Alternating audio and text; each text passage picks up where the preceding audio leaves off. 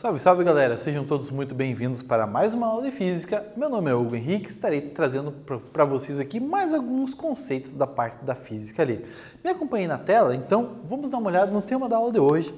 Teremos ali, aonde nasceu o estudo do fogo? Não se sabe ao certo quem ou quando começou, mas sabemos que a manipulação do fogo foi um dos maiores feitos da humanidade. Olha o que acontece. Algumas situações ali que a gente acaba trabalhando com o desenvolvimento do fogo trouxe avanços da tecnologia para a gente ali, como também elementos associados à ideia da segurança. Aonde começou esse estudo, ninguém sabe ao certo. Como começou? Possivelmente por intermédio de algumas tempestades, com raios caindo ali, acabando incendiando algumas localidades, algumas florestas, ou até com vulcões entrando em erupção, aonde você tinha o efeito da lava que estava se deslocando e trazia o efeito da chama. Mas assim, quando foi a primeira pessoa que acabou trabalhando, gerando fogo, a gente não consegue ter uma ideia sistemática disso. O que estima-se é que você conseguia estar trabalhando com a ideia de fazer uma fogueira por conceito de necessidade, seja para você estar se protegendo de alguns animais ao longo das noites frias e escuras, para que você conseguisse estar tendo um pouco mais de qualidade de vida. É difícil a gente pensar no conceito de qualidade de vida quando a gente pensa em 10 mil anos atrás ou até mais, mas de certa forma, associado a termos modernos, isso se enquadra bem com a situação. Mas vamos dar uma olhada o que foi as evoluções desses conceitos. Então me acompanhe na tela. Trouxe segurança para as noites escuras, trouxe calor para as noites frias, melhorou a qualidade da alimentação, trouxe evolução, tornou os alimentos então ali mais saborosos e saudáveis, por o calor matava muitas bactérias existentes na carne. Hoje em dia, se a gente for analisar principalmente a carne suína, se você comer uma carne suína, você não imagina comer ela crua. Então você até imagina comer carne de gado crua, mas a carne suína não, por causa de alguns componentes que tem ali. Mas na época, antes da gente estar analisando o conceito do fogo, você não tinha muita opção. O que você fazia no máximo era aquecer a carne exposta ao sol, não ia muito mais além do que isso. Então você tinha essa consciência, vamos dizer assim, de que você tinha que estar utilizando aquilo ali, talvez para alguma melhoria, mas talvez melhorar a ideia do sabor, mas você não tinha uma definição talvez mais ampla. Hoje em dia sabemos que você tem uma necessidade de fazer isso para que venha matar alguns micro-organismos, mas não que necessariamente você tinha esse conceito há 10, 20 mil anos atrás, mas o que sabíamos? Que o objeto que tinha ali com a base do fogo fazia com que a tua alimentação ficasse melhor, você já não passasse tanto frio e você conseguia ter o efeito de uma iluminação melhor em noites escuras. Então começou o conceito da evolução. Eu particularmente acredito em duas coisas que foram assim de maneira muito drástica para a humanidade, que trouxe efeito para evoluir. Um deles foi o fogo, o outro a roda. Então, a partir dessas duas consolidações, você tem um monte de situações que acaba aparecendo e de certa forma está associado a elas. Vamos avançar ali então? Olha o que temos. Ele é o primeiro dos períodos sendo comumente compreendido entre 2,7 milhões de anos até 10 mil anos atrás. O Paleolítico, e também conhecido como Idade da Pedra Lascada.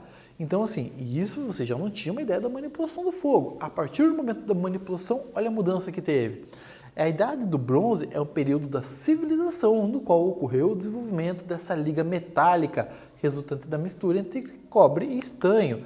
Então, olha o que temos ali, dentro desses conceitos.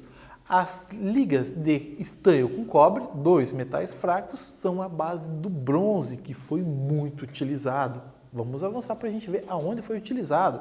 Olha o que temos. Ligas responsáveis por uma ampla diversidade de armas, seja de ataque como de defesa. Melhorou a alimentação para as caças. Aqui parece assim, melhorou a alimentação? Como assim? A partir do momento que você sai dos teus componentes ali, aonde você lapida pedra, basicamente, para você usar como ponta de ataque, e você converte isso, seja para aço, seja para ferro, seja para bronze, você tem uma liga muito mais dura, então ela não vai se desgastar de maneira tão rápida e assim até evita ponto de ruptura.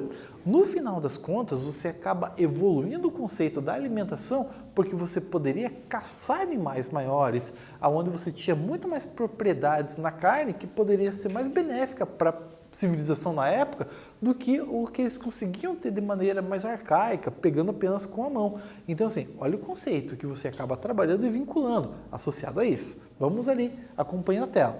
Olha o que acontece, as armas eram de melhor qualidade, a durabilidade era maior. Então aí você tem esses conceitos onde você começa a compreender um pouquinho melhor. Então aí você tem a finalidade bélica e até para você estar utilizando como unidade padrão para que você venha estar trabalhando com alimentação. Mas e os estudos? Começaram onde? Então vamos retomar o conceito da Grécia, vamos retomar o conceito da Alexandria, que foram pontos importantes ao longo da história. Então, olha o que temos aqui. Ó. Então, temos aqui Tisíbio. Foi uma pessoa responsável por estar trabalhando com os conceitos onde você tem a base do que a gente conhece hoje como pneumática. O que é pneumática? É quando você estuda gases e os gases fazem um serviço pesado. Como assim? O fato de você estar deslocando, por exemplo, um componente de um ponto A, que está aqui embaixo, até um ponto B, acima, e você utiliza ar pressurizado para fazer isso, ou calibrar um pneu, então Tisíbio foi a pessoa que começou a estar trazendo esse tipo de informação, evolução. Ele foi a primeira pessoa que construiu uma ferramenta que seria capacitada para apagar incêndio, e isso já faz 2000 anos. Então você tem essas evoluções, então a pneumática acabou evoluindo por intermédio dele. Tem outra pessoa também nessa mesma época que teve uma importância tão grande quanto, e essa pessoa foi ali o conceito de Heron. Olha o que ele criou, me acompanha aqui. Ó. A primeira máquina a vapor conhecida tem o nome de Eulípida e surgiu no ano de 1200 a.C., criada por Heron. O conceito que temos ali é aquela figura que aparece à direita. Então, é como se fosse um tambor fechado e você tem o conceito de acrescentar calor por intermédio de uma fogueira onde você tem água no seu interior. Você tem aquelas hastes que conectam com aquela esfera até a parte de cima, onde a gente acaba trabalhando com toda essa situação. E temos ali, então, toda essa consolidação onde a gente acaba trabalhando e você tem toda essa movimentação por intermédio dessa esfera, com duas hastes que ficam para lados opostos. E aí você tem o fluxo de vapor que vai saindo e esse componente vai girando. Olha o detalhe que temos ali, pessoal, tudo isso a 120 a.C. Então, olha o tempo que a gente começa a estar trabalhando com isso. Então, estudos prévios já começavam a dar indícios do que iriam ocorrer, mas quando que começou a avançar? Isso dá base. Imagina se a Revolução Industrial tivesse começado nesse período, aonde que estaríamos hoje em dia? Mas vamos avançar ali. Olha o que temos. A evolução armada. Essa imagem lembra muito a civilização espartana. Então, alguns filmes lembram essa consolidação. E percebam ali as armas, que vai estar dando um suporte ali. Aqui, por exemplo, ainda na Grécia, temos aqui então a cidade de Atenas, onde Atenas tinha esse componente ali, onde você tinha essas embarcações. Então, a forma de você estar se deslocando era muito ampla, também por causa dessas consolidações. Mas aí vocês podem me questionar assim, mas era madeira. Muito bem, mas você tinha madeira, só que você tinha que banhar ela na parte externa, com o que é conhecido hoje basicamente como petróleo, e você tinha que aquecer ela para vedar de maneira adequada. E aí você tinha que fazer manualmente esse processo. E aí você passava o que eles chamavam basicamente de piche quente, que você passava naquilo ali para estar como se fosse envelopando. Então havia a necessidade de estar fazendo isso, sem contar que aqui na parte frontal você tinha ali também esse componente onde tinha conceito com bronze. E essa consolidação era para, se fosse o caso de uma armada, você poderia estar colidindo com uma outra embarcação e arrebentar ela no meio. Se você tem assim um buraco no casco ou um incêndio estando em alto mar, então assim, as duas situações ali são muito complicadas ali. Então aí você tinha essa armada basicamente ateniense e espartana que acabaram mostrando todos esses componentes ali. E as guerras médicas mostram muito isso, ok? Então vamos avançando aqui. olha o que temos ali. Então ali tem toda aquela parte da ponta, como eu disse para vocês, que era utilizado para a colisão. Agora imagina, cerca de 300 pessoas remando, a energia que você tinha para ter um impacto gerava ruptura no casco. Então vamos avançando aqui, ó. Olha o que temos. Ainda no conceito da evolução armada, partindo aqui então de Esparta, avançamos ali para o conceito romano. Olha, o conceito que você tem ali, por exemplo, da vestimenta militar. Então você tem um colete de proteção com várias camadas que você tinha de metal, geralmente o bronze era utilizado, em alguns momentos usavam aço, mas o bronze era mais comum, o aço era muito caro. Você tinha os escudos ali, geralmente de madeira, mas revestido externamente ali por estrutura metálica, onde você conseguia gerar uma base de impacto maior, até para proteção do soldado, e pela primeira vez na história você tinha realmente uma disciplina militar. Então assim, eles eram contratados para serem soldados e você tinha vestimenta para isso. E aí você tinha que manipular armas de defesa, armas de ataque, como a ideia de espadas, lanças, machados. Então pode perceber, o conceito que você vai estar trabalhando é tudo com elementos metálicos. Olha a evolução e a importância do fogo ao longo de todo esse processo. Vamos avançando aqui. Olha o que temos aqui, ó, o nosso primeiro quiz. Olha o que ele diz ali, ó. Qual é o nome do cientista, matemático e construtor grego que, em 120 a.C., criou a primeira máquina a vapor da história? Letra A, Arquimedes. Letra B, Tesíbio. Letra C, Heron. Então, um tempinho para vocês pensarem na resposta.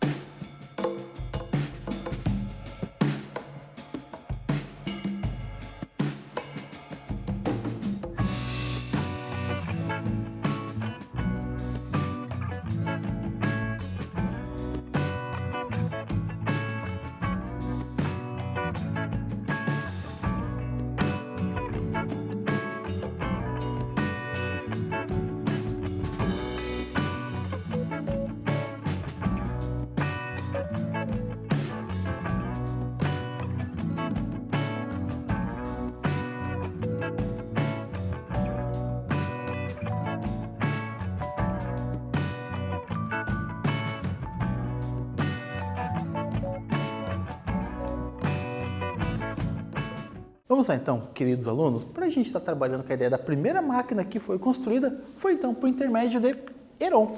Então ele conseguiu estar trabalhando com isso.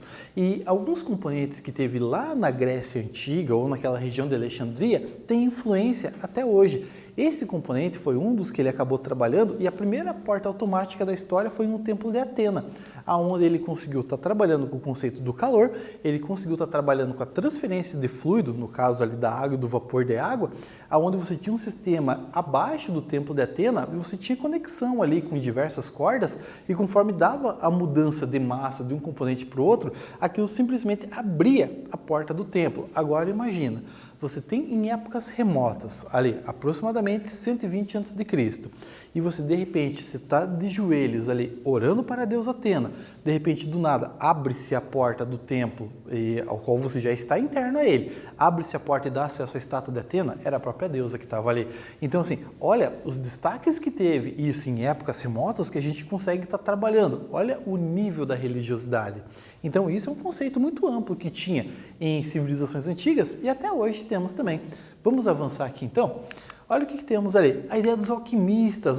Podemos averiguar que a impulsão inicial sobre o estudo do calor foi dado pelos alquimistas, onde um dos seus estímulos era de transformar diferentes materiais em ouro, que é o que a gente chama da pedra filosofal.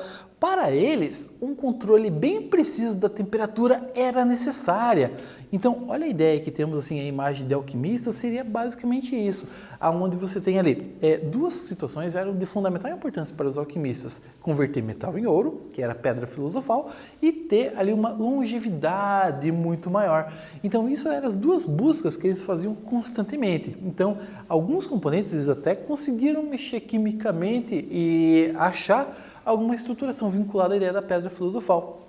Mas o elixir da vida estava diretamente associado com a ideia do fogo, o fato de você estar aprendendo novos conhecimentos e você estar trabalhando com isso, seja pela parte da alimentação, atividade física, a base consolidada em estudos e pesquisas, então isso de certa forma acabou aumentando a ideia da longevidade, ok? Vamos avançar mais um pouquinho? Então aqui, ó, o conceito do termômetro, então vamos chegar a alguma coisa um pouquinho mais puxada para essa área da física, do conceito mais próximo da gente. Então, olha, ó, o primeiro termômetro foi criado por Galileu Galilei em 1592. O aparelho construído por ele era feito de um fino tubo de vidro que tinha uma de suas extremidades colocadas em recipiente contendo água colorida e na outra um bulbo também de vidro. Ele permitia apenas a comparação entre as temperaturas de dois corpos ou objetos, que você não tinha necessariamente um termômetro, era chamado de termoscópio. Então você fazia uma ideia de comparação, uma consolidação, diferente do que são os termômetros atuais, mas deu a base para evoluir que chegamos aos termômetros atuais. Vamos avançar para a próxima tela? Olha o que temos, evoluiu o conceito também da termodinâmica. A termodinâmica surgiu em 1650 com Otto von Guericke, que criou a bomba de vácuo. Anos depois, Robert Boyle soube dos experimentos de Otto e, com Robert Hooke, construiu uma bomba de ar onde perceberam a relação entre pressão, volume e temperatura. Quando a gente fala de Robert Hooke, é aquele da física que está associado com a ideia da força elástica e é o mesmo que acabou então descobrindo o conceito das células. Então assim, a referência que eles tinham de diversos estudos que eles acabavam fazendo ao longo da história, muitas vezes não se consolidavam em apenas física, alguns avançavam para o conceito da medicina, outros avançavam para a biologia, então assim, para a química também, então você tinha uma margem ali que não era muito específica, e assim, eu vou ser isso e vou seguir sempre nessa linha. Não, eles eram extremamente curiosos, então eles buscavam evoluções em diversos pontos para satisfazer a curiosidade deles. E com isso, a ciência foi evoluindo. Então, vamos ali à nossa próxima tela. Olha o que temos, a evolução dos conceitos de calor. Então, em 1697, George Thales propôs o flogisto. E em sua teoria, ele propunha que todos os corpos continham uma substância invisível e sem peso, responsável pela combustão. Joseph Black propôs que a combustão e a transferência de calor ocorriam em razão da presença de um fluido, avançando do mais quente para o mais frio. Começa a perceber a ideia que a gente vai ter da lei zero da termodinâmica, onde o fluxo de calor acaba avançando do mais quente para o mais frio. Mas perceba o tempo que isso está demorando para que a gente consiga estar chegando nesses conceitos ali. Atualmente, temos todos esses conceitos prontos, mas demorou muito tempo para você estar consolidando isso em bases e fatos reais ao qual conseguimos estar estudando e eu levando até vocês aí. Então, vamos avançar na nossa próxima tela? Olha o que temos ali, ó. Lavoisier derrubou a teoria do flogisto com a explicação de forma satisfatória. Desta mesma época, Benjamin Thompson mostrando que o calor é energia transferida de um corpo para o outro. Então aí você consegue ter uma base experimental que é extremamente rica, onde você consegue estar consolidando elementos que até então você achava que estava correto, com uma aplicação prática. E esses exemplos que você acaba vinculando com todo esse desenvolvimento da experimentação na física e também da praticidade, levou ao novo patamar, ao patamar que a gente consegue estar trabalhando hoje como termodinâmica, ok? Vamos ali então à nossa próxima tela? Olha o que temos, mais um quiz. Joseph Black começou a explicar um conceito que é a base do que conhecemos como letra A, temperatura, letra B, calor. Um tempinho para vocês pensarem na resposta.